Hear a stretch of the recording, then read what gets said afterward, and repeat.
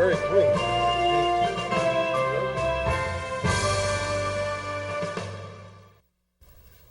Good evening, everyone, and welcome to this special edition of Speakers and Leaders Hour. It is our Christmas show. And this evening we have drawn Toastmasters from all over the Fort Wayne area. Many different clubs are represented here, and at some point in the evening, I'm sure each of the people will mention the club they're from and invite you to them.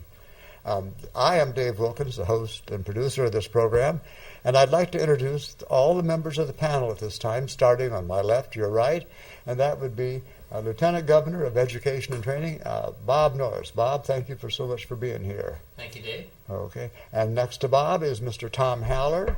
Tom is a member of the Anthony Wayne Club, along with others I'm sure he'll tell you about this evening. Tom, thank you for coming this evening.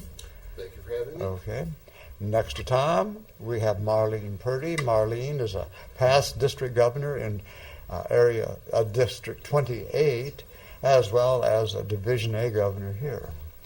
Next to Marlene is Mr. Jim Green, a member of the Bearfield Toastmasters, and not only a member, he is the club president right now. Hello, Jim.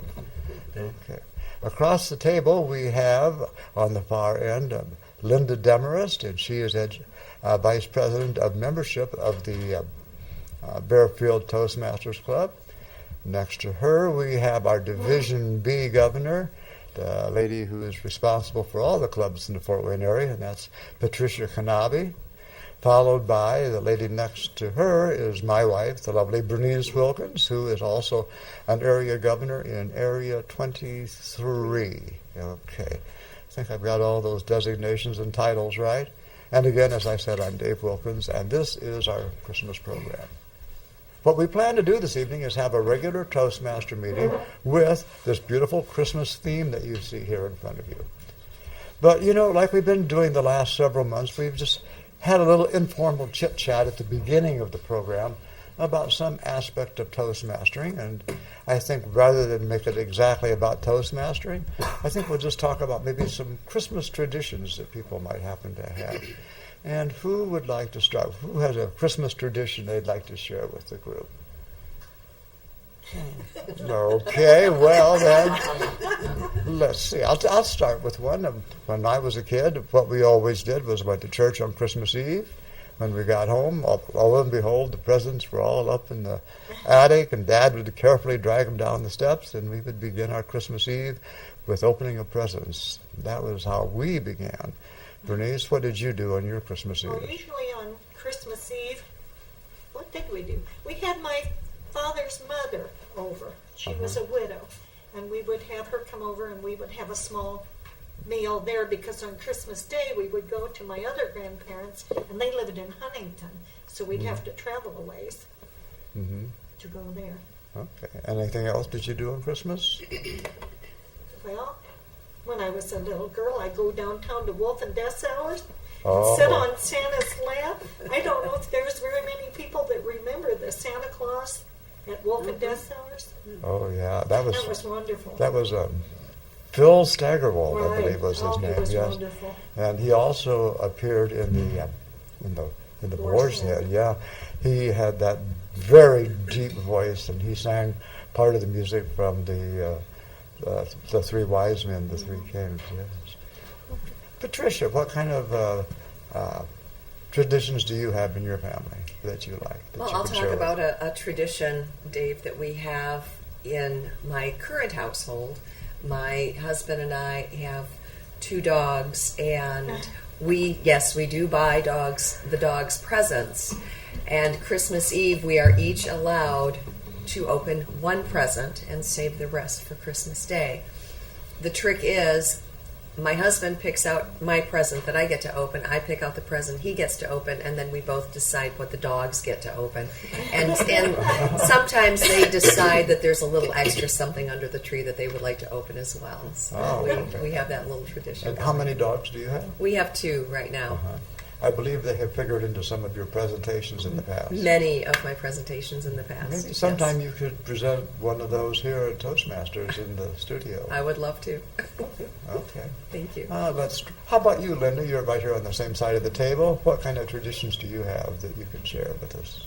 Well, when I was growing up, I came from 5 kids in our family, and then with the grandparents on my mom's side. But mostly, if there was snow, why we would all get together on Christmas afternoon and we would go sledding. And then as we became adults and had our own children, if not Christmas night, shortly after that, we would all get together and have a big sledding party.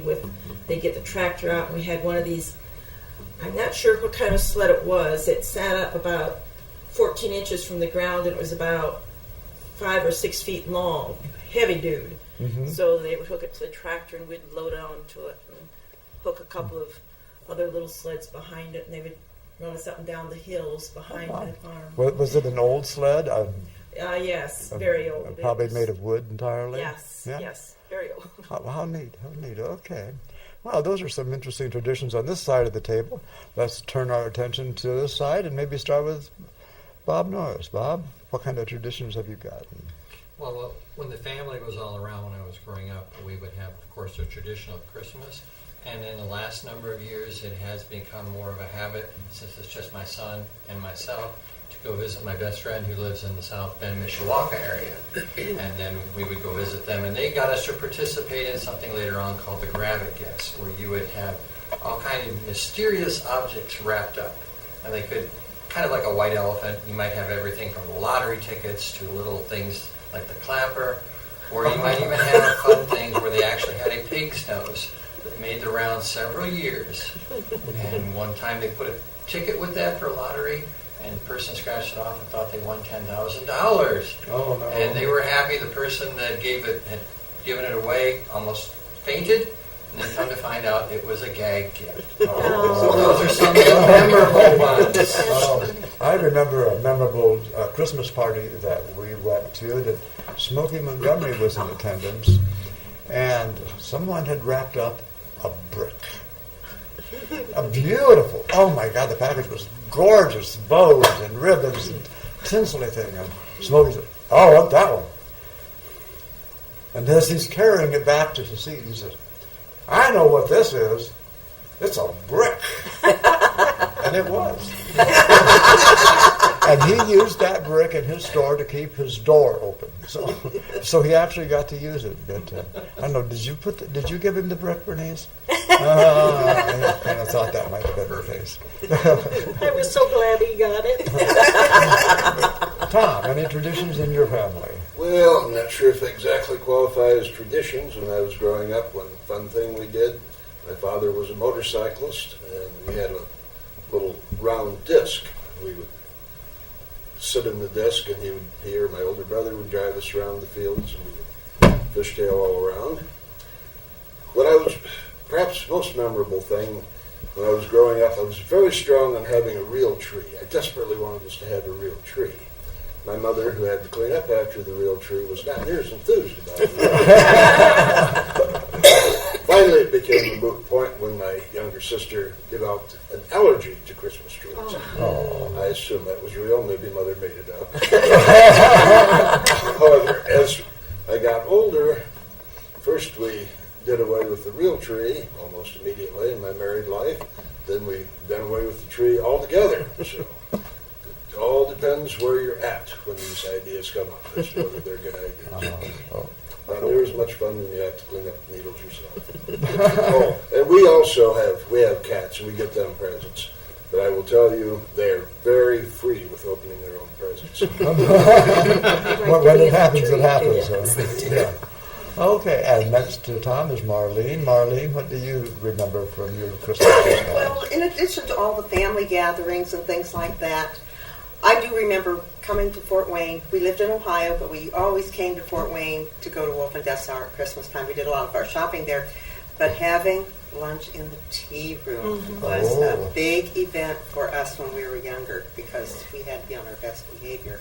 But Mom would actually let us go to the tea room once in a while at Christmas time. Oh, okay. And eat very good food. I remember the tea room at Wolf and Dessau's, and one of the things they served was Welsh rarebit. It was so delicious, and that was the eggs with the bacon, Canadian bacon, I believe, over soft eggs. It was very good. And I also remember was G.C. Murphy that had the music department, and somebody played the Uh-huh. piano and would let you see what the sheet music was like. And at Christmas time, of course, it was just constant Christmas music. Oh, right. And so, but coming to Fort Wayne, it was always a big deal because my mom would not drive downtown, and we'd ride as far as my aunt who lived on Reed Street at the corner of Reed and Oxford, and we'd catch the bus and ride the bus downtown.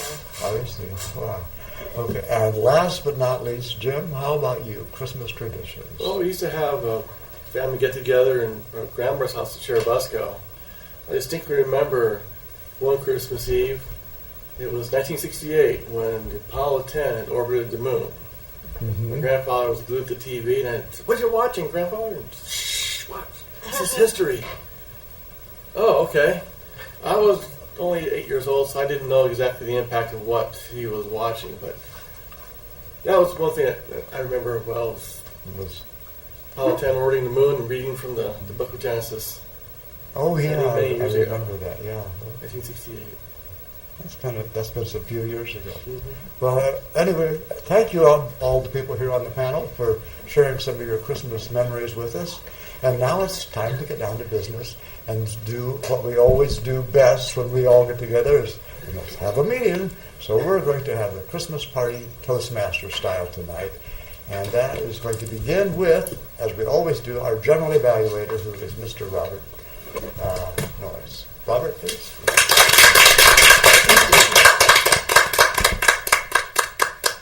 Thank you, Mr. Toastmaster, fellow Toastmasters, and most honored guests at home. Tonight we have two great speakers. We have Berniece Wilkins and Tom Haller, and they will be evaluated. Berniece will be specifically evaluated by Linda Demarest, and Tom will be evaluated by Jim Green. The purpose of evaluations is to help us grow.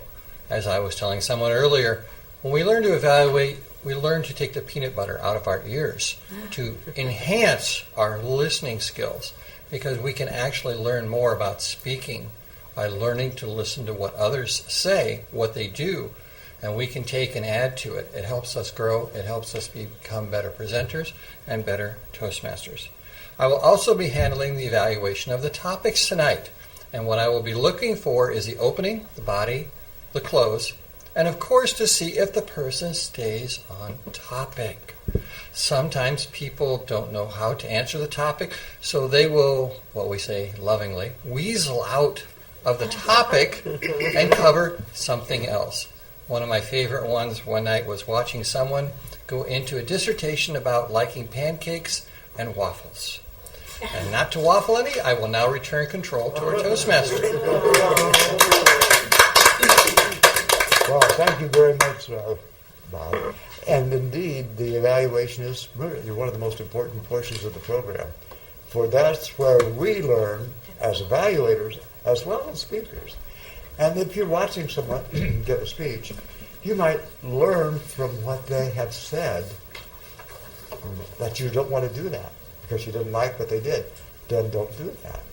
If what they did was really good and you liked what you saw, you can incorporate that into your presentations.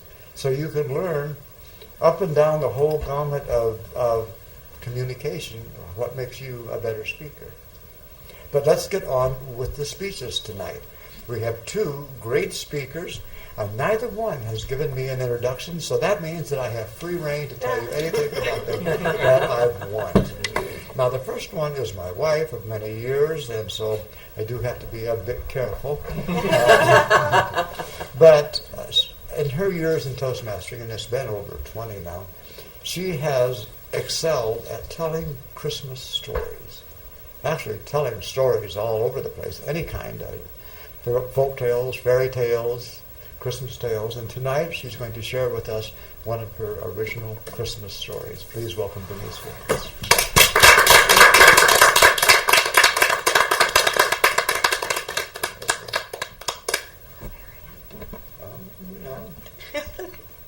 Thank you.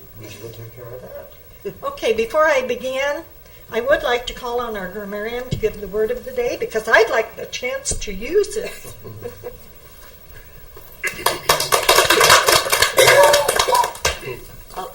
And that's Patricia Knaebe. Thank you, Berniece. I'll just give the word of the day from where I'm sitting so that you can maintain your your place at the Okay. lectern, Berniece. The word of the day is merry, as in Merry Christmas. It is an adjective. Merrier or merriest are also derivatives of the word. It means full of cheerfulness or gaiety, joyous, laughingly happy or mirthful. A merry time at the party, or a merry person. To be festive or happy. Its origin is Middle English. It comes from the words merry, M-E-R-I, and marry, M-Y-R-I-E. So the word of the evening is merry. I will pass this down so it can be posted at the lectern for all to use. And as the grammarian, I'm going to be looking for uses of the word and also word pictures and filler words that the speakers might use throughout the evening.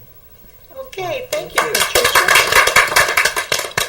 Yes, I think the word's already up there, isn't it? Madam Speaker, something else I forgot to do was talk about the timing. In Toastmasters, everything that we do is indeed Come back. timed. I believe that they can hear me. We have 2 microphones here, so Okay. it might be a little echoey. Anyway, we have 2 speakers tonight. Both of them are speaking for the same time frame, 5 to 7 minutes. When they've spoken 5 minutes, they'll see the green card. At 6 minutes, they'll see the yellow card. And when 7 minutes has been completed, they will see the red card. Now, during the topic session, which is 1 minute in length, after they have spoken 30 seconds, they'll get the green signal, 40 the yellow, 50 the red, and at 60 seconds, we will politely applaud you to the comfort of your seat. And that is the rest of the timing details. So thank you for introducing me. Thank you, Dave. Merry Christmas, everybody. Merry How about that? I got that out of the way, didn't I?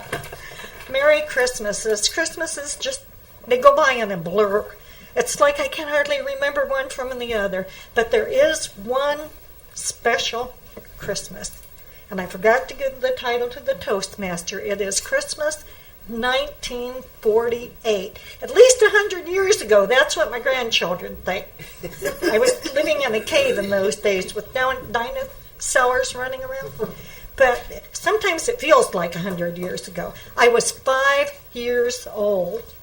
Can you imagine me? Just a little squirt, 5 years old. And Christmas, of course, like in every household, was special. But my family did not have a lot of money. Now, we weren't poor. Don't get me wrong. We had a roof over our head. We had food on the table. But we didn't have enough money for extras because there were 8 of us. I was the baby. And with 8 children to clothe and to send to school and all those extra little necessities that you have to have, there wasn't money for presents. We got presents for our birthdays and for Christmas that were necessary items. When we opened our gifts, well, that year I remember very well what I got. I got a scarf and I got a pair of mittens that my mother had knitted. And I think the boys, well, I remember what child wouldn't be thrilled to open a beautifully wrapped package and find underwear. That's what our brothers got that year. Of course, the neighbors were getting doll houses and train sets and bicycles and that sort of thing, but they had fewer children in their family. They could afford to do that. But we didn't really seem to mind. That's what we were used to. And Mom and Dad realized that there had to be some magic in Christmas for the children. And the way they created that magic was by filling our stockings to overflowing. By today's standards, the kids today wouldn't think there was much in there. There was candy and nuts, maybe an orange or apple. Mom and Dad sometimes would put something extra, like a little toy, some little inexpensive toy in there.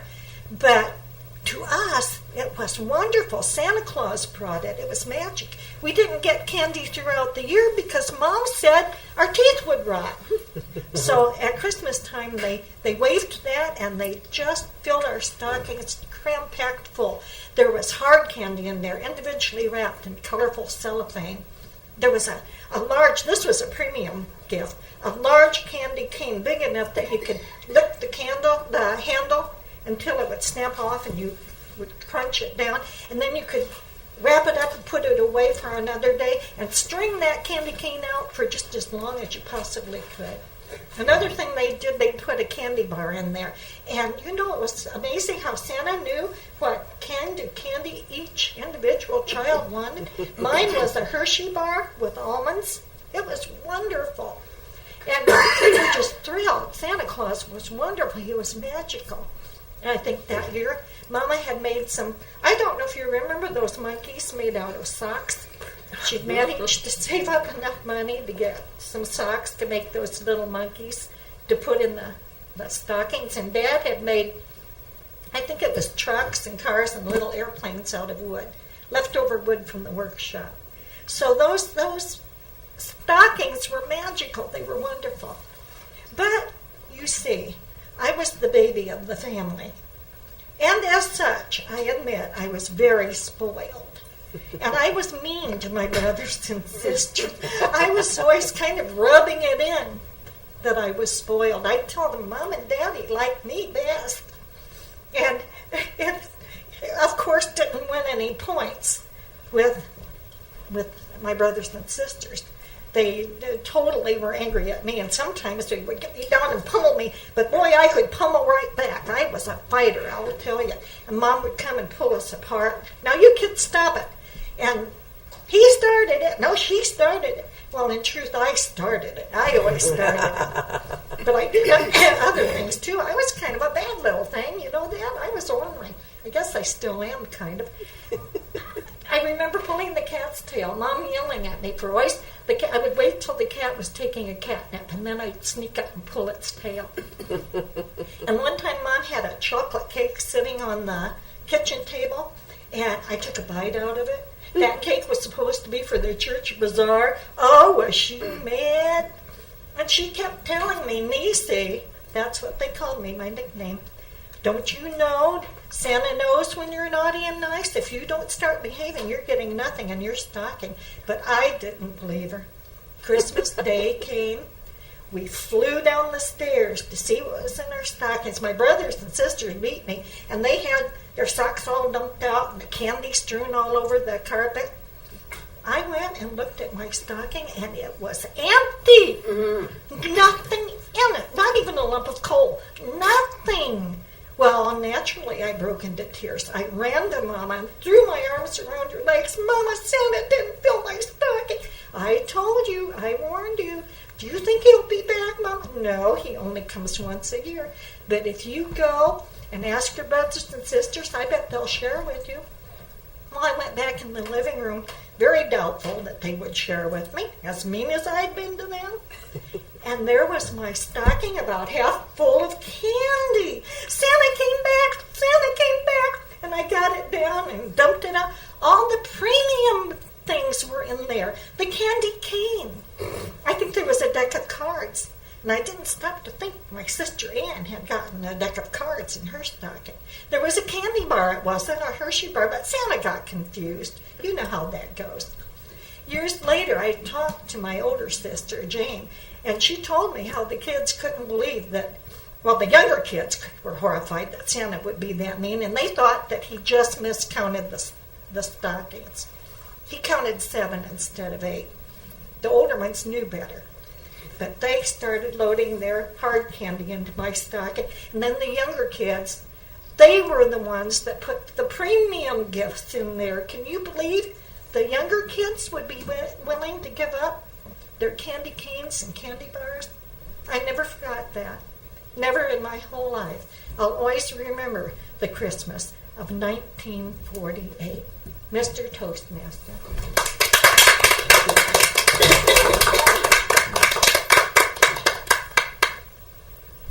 Thank you, Berniece. I remember hearing that story from you in the past, so very good job. Yes. And I'm sure that each of us has a story very similar to that. And, of course, all Christmas stories tend to revolve around someone finally figuring out what the real reason for Christmas is. But we have a man who has done some diligent research. He has studied this for a long time. And he has a story, I think, that will set you to thinking.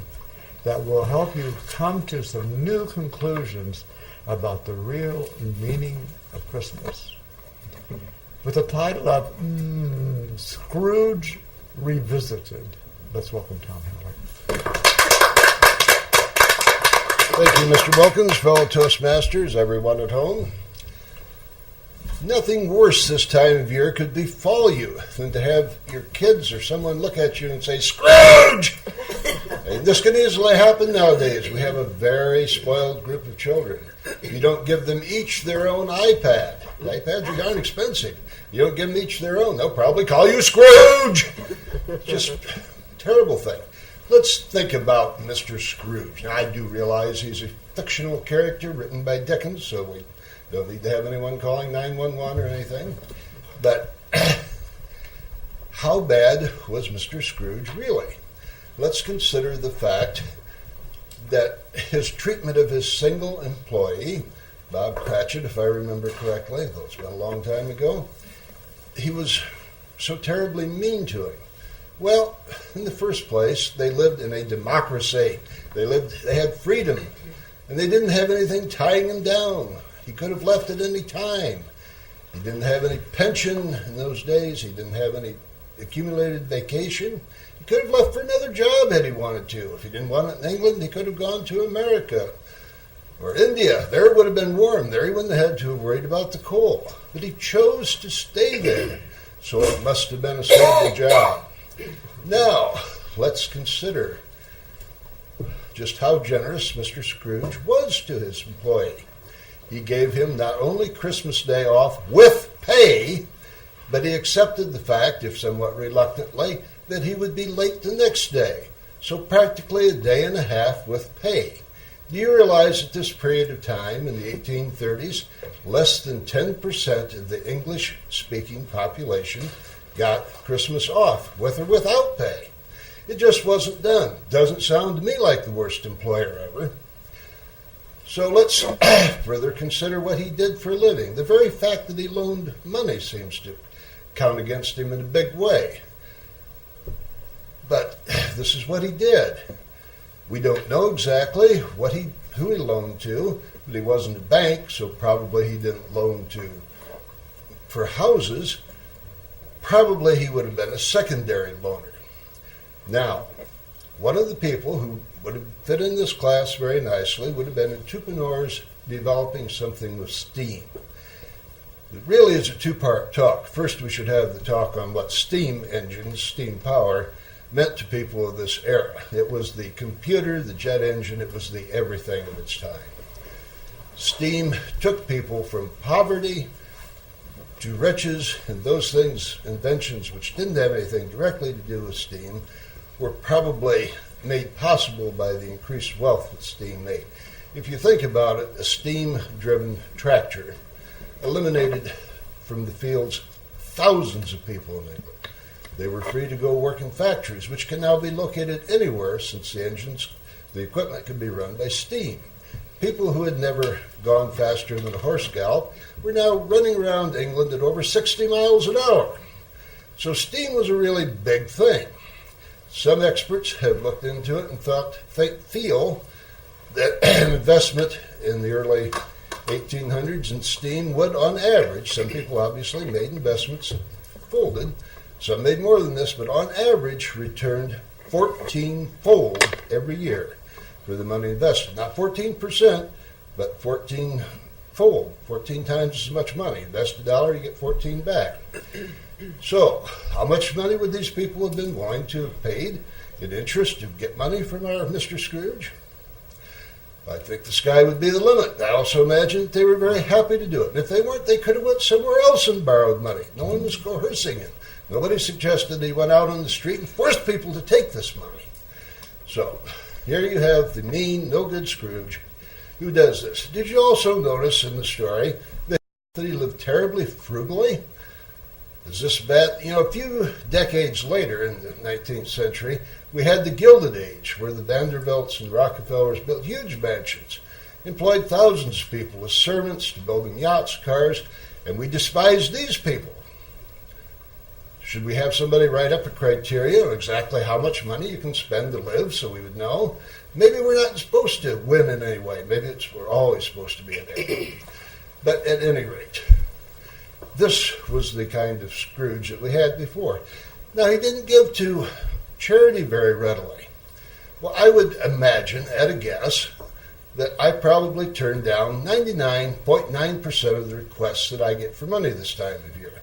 Whether they be on by phone, even though I have I'm on a do not call list, whether it be by the doorways of the stores, whether it be by letter, email, I turn them almost all down. Does that make me a Scrooge?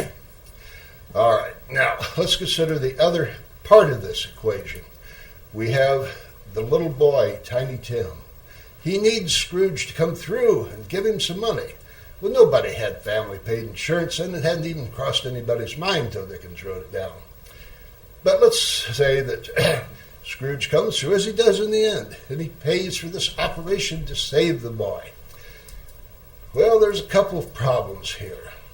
In the first place, what they had not invented yet was anesthesia.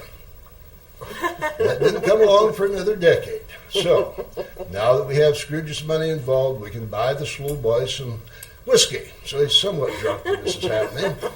We call all the neighbors in to hold him down, and the neighbors' wives to restrain the mother. Mothers are notoriously upset when their kids are screaming.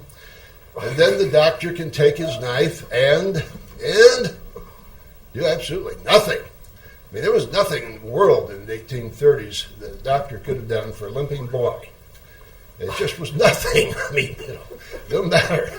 So, I mean, the only thing they had that was anywhere near modern technology, thousands of women worked as dairy maids, and they got what was called cowpox, which was a rather mild illness, and it prevented smallpox. It was kind of a self-immunization thing. And they did this, they figured this out and used it as a crude immunization. Very useful thing, but it was the only thing that was anywhere near modern medicine. I mean, if a doctor had a number of saw blades and a package of leeches, he was good to go.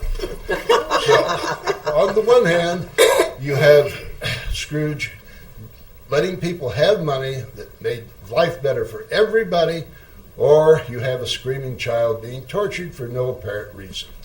I leave it to you. Who do you think is the better Scrooge, the before or the after Scrooge? Use your own judgment, but there can really be only one answer. Mr. Wilkins.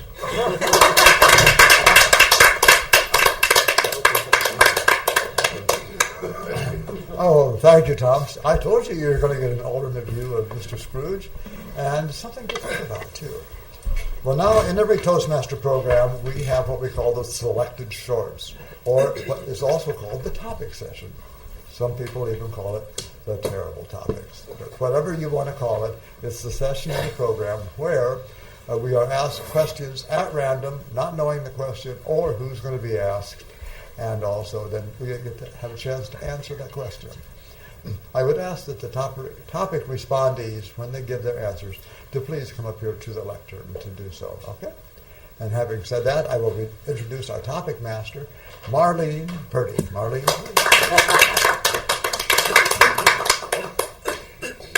Thank you, Mr. Toastmaster, fellow Toastmasters, and you guests out in TV land. I have tried to gear my topics tonight towards Christmas in one form or another. I'll give the question, and then I will ask for the respondent. Each year, it seems that stores start promoting Christmas earlier. Do you believe that Christmas promotions and decorations should wait until after Thanksgiving? Why or why not? Patricia.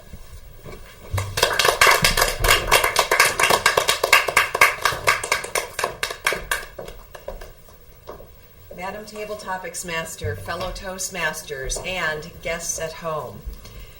Do I believe that Christmas decorations in stores promoting Christmas, should wait until after Thanksgiving? Well, first of all, I believe that everyone should have a Merry Christmas, and I know that is a panacea view of what the world is today.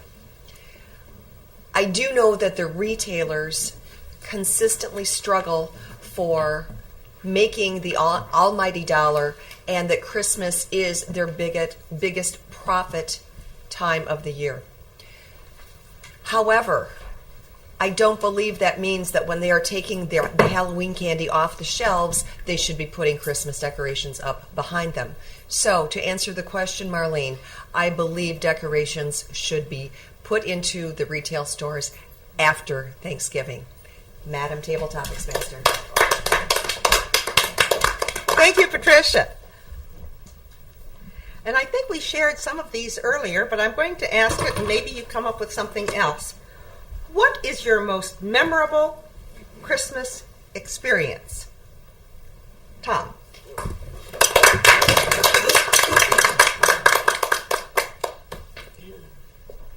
Madam Toastmasters, fellow Toastmasters, and most welcome guests, my most memorable Christmas experience was when I was, I think, 10. My father got himself a rifle, and my brother got himself a train, and they both pretended they were presents for me. So that was a pretty good deal. So I would have liked to have seen that carried on year after year. Seems like something that should be done regularly. I think while I have your attention, I'm going to point out something that we have not properly celebrated. There's something besides Christmas to be very merry about. These lovely people over here, the Wilkins, have just recently celebrated their 50th wedding anniversary. Let's have a round of applause for that. Madam Table Topic. Thank you, Tom. Describe your favorite Christmas present. Jim?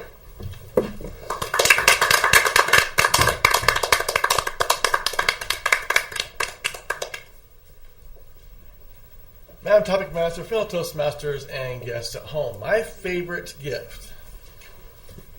You know how it is when you're a young person and you find that secret hiding place that mom and dad stole the gifts away before Christmas is coming around. I found a box. What do you do when you find a box that's wrapped? You shake it, right? What is it? What is it? What is it?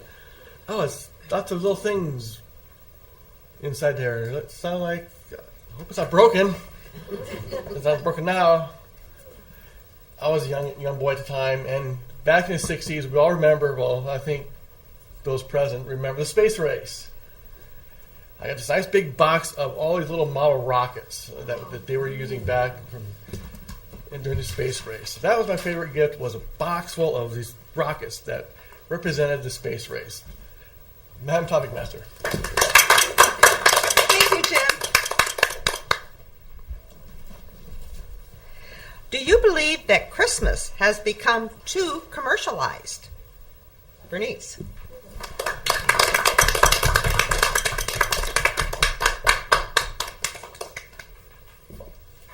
Thank you, Madam Topic Master. Fellow Toastmasters, you know, I kind of get tired of hearing that.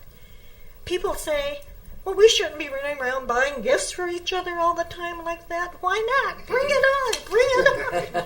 But I get a thrill out of buying things for other people, too. Remember, the wise men brought gifts to the baby Jesus. We are celebrating a birthday. And I think it's wonderful to give gifts to each other. They don't have to be expensive. They could be handmade. But if you have the money to buy expensive things, there's nothing wrong with that either. As far as I'm concerned, the main thing is let's remember Christmas, but remember, too, what Christmas is all about. Madam Topic Master.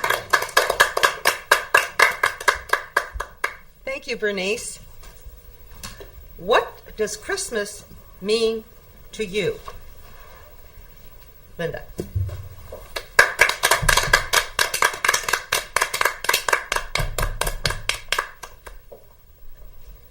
Madam Topic Master, fellow Toastmasters, friends in TV land.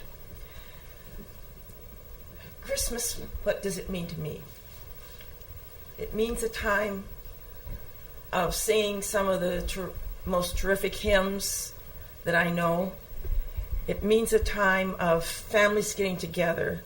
I love it watching now with my grandkids running around and sometimes running around too much. But it's just a neat time. When I was growing up, my mom came from a big family, 10 kids, and we would get together after Christmas and just have so much fun. And when my family, everybody got grown, and we had our kids, it was so much fun just getting together. It's a time of fellowship, a time of remembering the good times and the bad times, a time of loving. And it's a top question. Thank you, Linda. And one final question. What is your opinion of Christmas newsletters? Bob.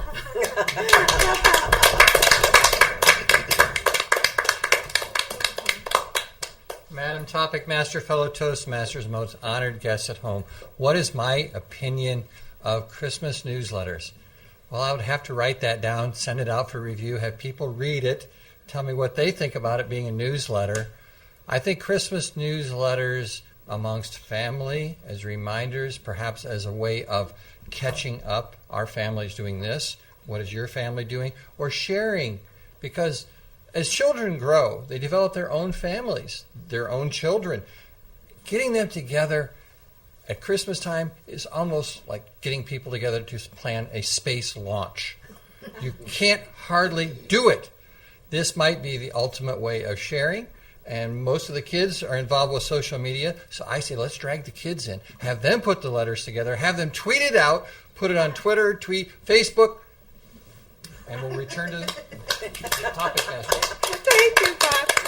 I might add, as far as the Christmas letters, my niece was sharing the other day that she had kept all her Christmas newsletters that she had made over the years, and she was reading some. Her daughters, who are now in their mid to late 20s, and she was reading from when they were children.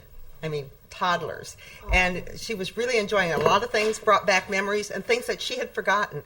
So they could almost be like a history of the family as well. So with that, I will turn control back to our Toastmaster. There you go, Dave.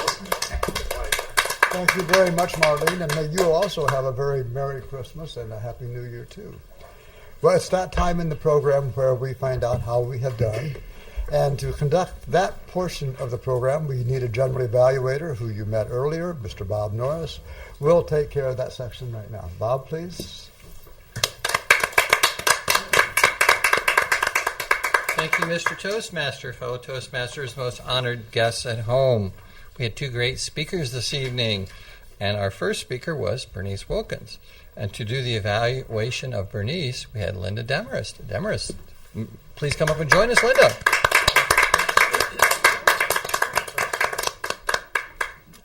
Mr. General Evaluator, Berniece, Christmas 1948.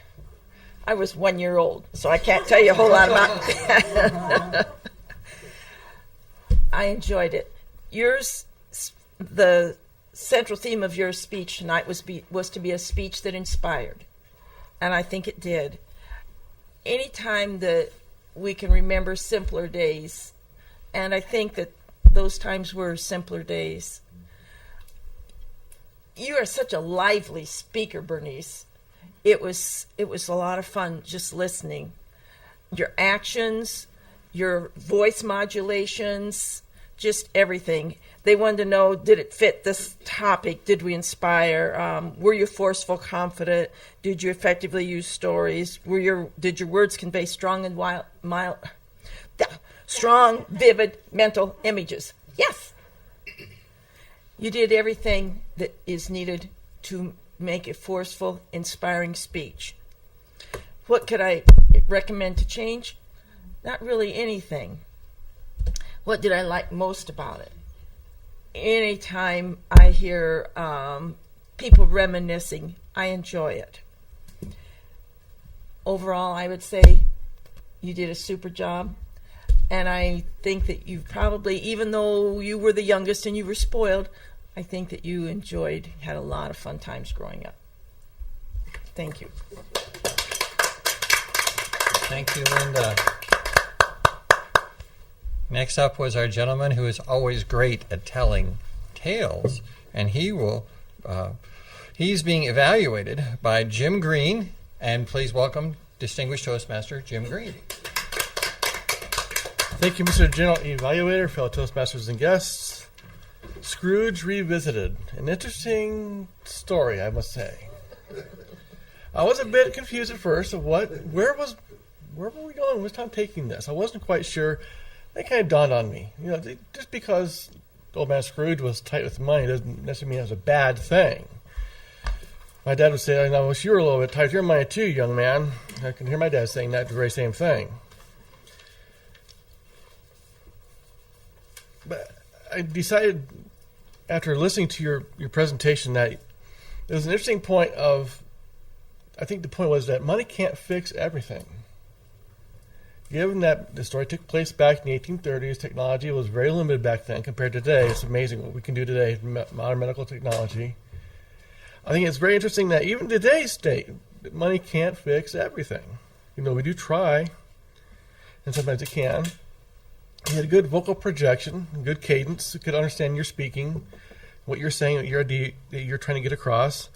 Your appearance was very appropriate for the venue, which is very festive and quite merry. Think. That's called a gratuitous use of the word, merry. I think you did a great job. I think the organization could have been just a little bit better at leading me early on what direction you wanted to take the presentation, what you're trying to get at first. But I think you accomplished your goal in helping us realize that Scrooge wasn't necessarily a bad person. That turn control back to the General Evaluator. Thank you, Jim. It was certainly a couple of interesting speeches, from the, say short of it, with all the little kids, to the tall tale about Mr. Scrooge. Now it's time to go to our evaluations of the topic session. And again, the topic session is thinking on your feet, because we don't know what these questions are ahead of time. We just learn to do them properly by using an opening, a body, and a close. And the good news is everyone had an opening, body, and a close. Patricia was talking about, should we have the things up about Christmas before or after? Well, she wiggled a little bit on it, but she then basically said, after Christmas, that's what we'll do. Tom had the most memorable experience. Wasn't it awesome to have a family that bought things for him, but they ended up being to share them, like with the rifles? And that's awesome. You have it as a group present. That was quite an interesting tale.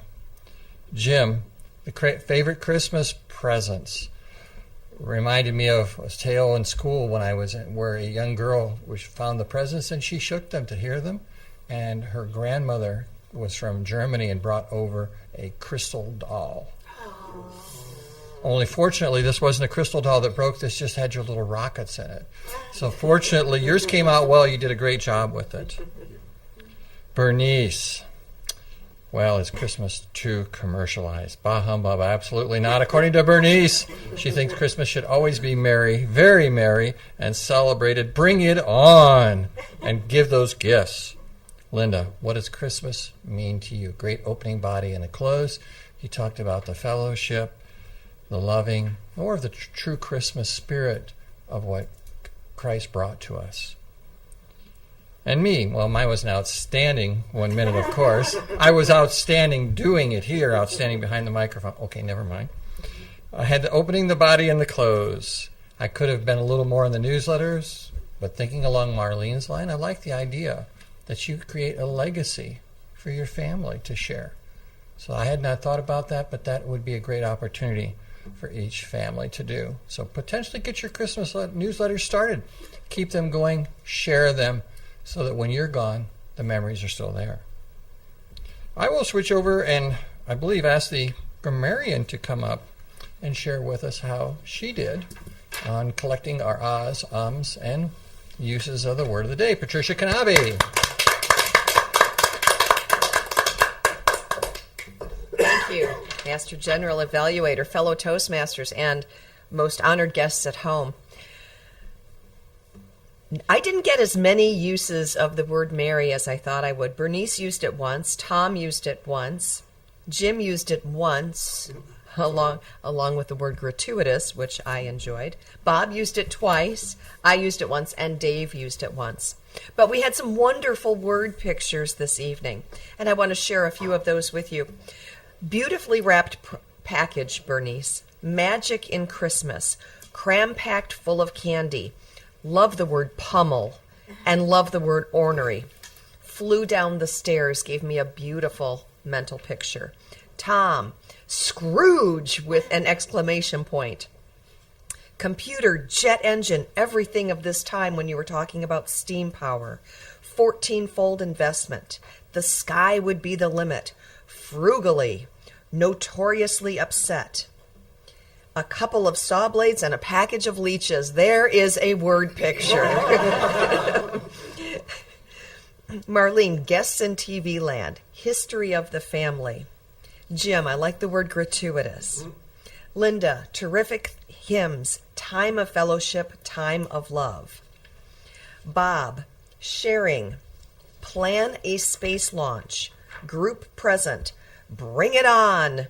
Create a legacy. All of those created beautiful word pictures.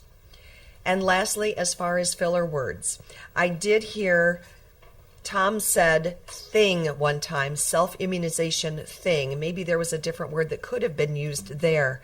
And Linda, I only caught 2 ums from you. So we did a great job this evening of keeping filler words to a minimum and picture words to a maximum. Master General Evaluator. Thank you, Patricia. And now our timer, who is a man of many talents. He will come up and see how we do with our timing. Distinguished Toastmaster, Mr. Dave Wilkins. Oh, thank you, Mr. General Evaluator. Bob, you've been doing a great job tonight. And while you've been doing this, I've been doing a little bit of timing myself. Berniece, you spoke 7 minutes and 10 seconds. While Tom, you spoke 7 minutes and 22 seconds. Both very good. Linda's evaluation of Berniece was 1 minute and 56 seconds. Good job, Linda. Jim Green, you used 2 minutes and 20 seconds, and I thought that was a great evaluation. During the topics, Patricia spoke 59. Tom, you spoke 52. Jim required 53. Berniece used 46. Linda consumed 51. And Bob blathered for 54 seconds. Yeah. Your evaluation, Bob, of the topic session took 1 minute and 58 seconds. Patricia, your grammarian's report, which was wonderful, took 1 minute and 55 seconds. And I've been speaking 1 minute and 3 seconds. 4 seconds.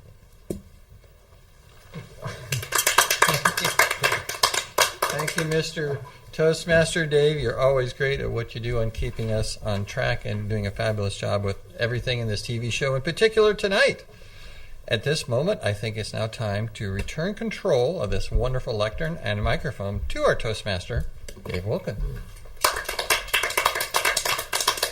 Well, don't go too far, Bob. As we had planned this program out, we had planned for a total of 3 speakers, each speaking 7 minutes. We had 1 cancellation, and it looks to me like we're short about 7 minutes. As it happens, I think that's just the way it would work out. But Bob has consented to step in, and I believe he has something humorous about Christmas coming up. So let's welcome Bob with his impromptu humorous presentation. Thank you, Dave, fellow Toastmasters and honored guests at home. One of the key things we worry about at Christmas is not do we get presents, not do we give presents, but how much we eat. We're fearful that we will be jogging for 16 hours a day after the first of the year to work off that extra Christmas food, but fear not. Like Letterman, I have some tips to help you get around those Christmas eating blues. Number 10, go easy on the beverages. It causes the food in your stomach to expand, and you won't have as much room for the important stuff like turkey and desserts. Number 9, my mom said it always takes 20 minutes for the brain to get to the stomach and the stomach to get to the brain to tell the brain, I'm full. Take advantage of that window of opportunity. Put it all in, set the timer, and go. If you start to feel uncomfortably full, stop. Take a few deep breaths. The expansion of your lung will compress the food in your stomach, much like you have a built-in trash compactor. So work it. Heavily buttered rolls slide down so much easier. And it is perfectly fine to pass on the vegetables. All those vitamins and nutrients occupy precious cargo space that could be better utilized for turkey and, of course, desserts. Number 5, don't believe that myth that skipping breakfast will take up more room for dessert. You have to prime the pump to make the system work. Eat a hearty breakfast. Start the night before with a full supper.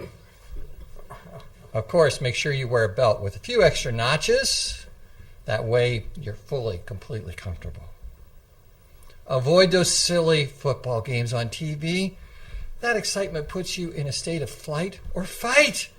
That takes the blood away from your stomach, puts it up in your head, and you're going to have indigestion. So avoid those games that get you nervous and excited and upset. You ever watch babies after they eat? Naps are good for you. It gives you the opportunity for the digestion to work properly, for that energy to flow into the body. And then when you wake up, you're ready to go again. You might be ready for that second helping of turkey, dessert, or maybe even the stuffing. This is the time to live. Tip number 1. Enjoy yourself. Have a very Merry Christmas. Happy New Year. Be safe. If you do go somewhere where you have adult beverages, be careful, be safe. And again, Merry Christmas to all, and God bless us, everyone. Return control to Purdy. I don't know if you were timing that, but it did take 2 minutes and 38 seconds, so that worked really well. We have just a few minutes left. Let's start, where are we at? Which camera? Let's start around the room and talk about your very favorite Toastmaster club. Oh, we only have 1 minute left. Well, in that case, never mind. Well, then I'd have to say some thank yous. I want to thank tonight Joseph Lawrence for doing the audio. Thank you so much, Joseph. We appreciate you being here. We also have on camera work Dawn Rizwan and also Robert Boyd. Robert's doing a great job on his camera. And so is Dawn, and we just saw her on the picture. That was pretty good. Our technical director is Elizabeth Lord, and I want to go around the table and thank Jim Green, Marlene Purdy, Tom Howard, Bob Norris, Berniece Wilkins, Patricia Knaebe, and last but not least, Linda Demlis. Thank you for being here. May you all have a very Merry Christmas and a happy and prosperous New Year. And we'll see you around Toastmaster Land at some club or another. Until then, happy Christmas. Bye-bye.